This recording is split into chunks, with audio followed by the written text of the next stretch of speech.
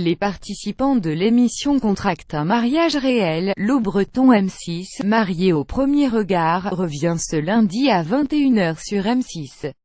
L'émission a toujours pour principe de former des couples en fonction de données scientifiques et de leur proposer de se rencontrer le jour de leur mariage.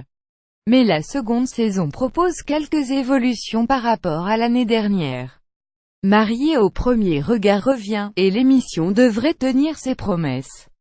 Souvenez-vous, le programme, qui vous promet de trouver votre âme sœur grâce à la science, arrivait l'année dernière sur M6 et faisait un carton d'audience.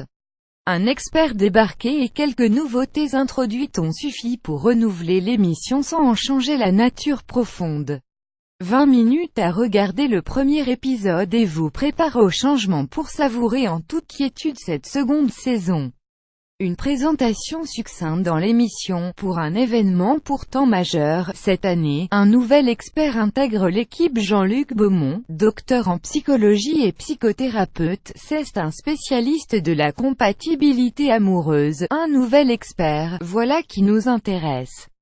Et pourtant, M6 n'a pas commenté plus en détail cette arrivée qui n'est pourtant pas anodine. La raison: il remplace le controversé Stéphane Edouard, docteur en psychologie désigné expert par la chaîne lors de la première saison.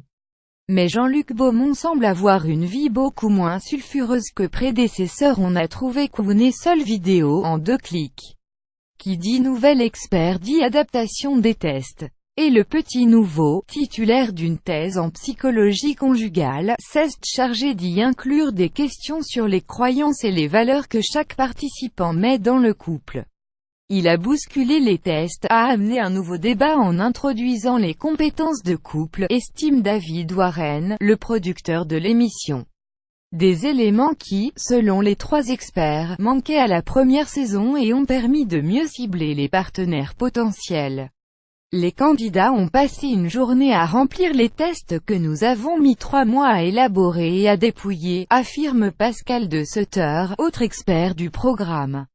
Pour les composer, nous avons utilisé la littérature scientifique et nos propres recherches sur l'intelligence émotionnelle. Par exemple, le but: obtenir au moins 70% de compatibilité entre les personnes, pour lesquelles les critères de base étaient de ne pas avoir d'enfants et de ne pas être divorcés.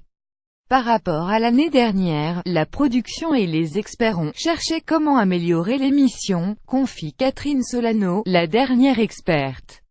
On a mené des entretiens individuels beaucoup plus approfondis, et on est allé voir leur environnement pour ne pas se contenter du déclaratif. Cette petite visite improvisée permet donc aux experts de prendre du recul sur ce que déclarent les candidats. On n'a pas forcément une vision distante de soi-même, assure Jean-Luc Beaumont. Voir leur environnement permet de récolter de nouvelles informations, ajoute le petit nouveau de la bande. Entendez, on aura du mal à cacher qu'on est maniaque en accueillant quelqu'un chez soi. Et si ce défaut échappe aux experts qui décident de caser la personne maniaque avec un amoureux des chiens dont le meilleur ami perd ses poils, on court droit à la catastrophe.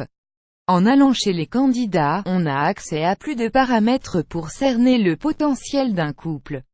Alors qu'un an après, aucun couple formé lors de la première saison n'a survécu excepté Tiffany et Justin, qui étaient des 2e choix. Peut-être que ces nouveautés permettront à la 2e saison de créer des couples solides.